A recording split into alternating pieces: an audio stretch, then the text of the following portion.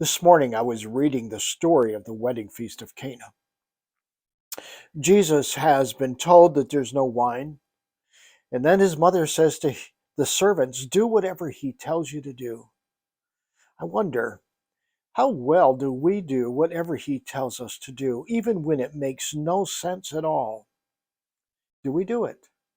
There's a thing in our household that if I say to my wife, I'm going to go down and buy a truck or look at trucks or look at new cars or something of that nature, she'll say, "You do whatever God tells you to do."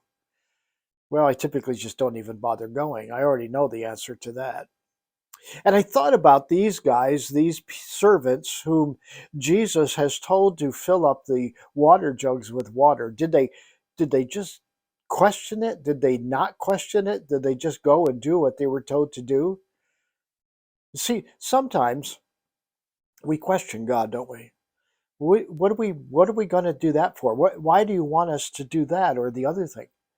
We're not willing to do just what he tells us to do. And yet, obedience is about that. It's just about doing what he said to do. And I wonder, is there something that he's asking you to do that you've been like, well, that's silly. I'm not going to do that.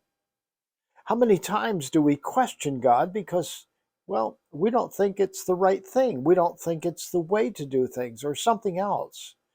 We're not just ready to do whatever he tells us to do.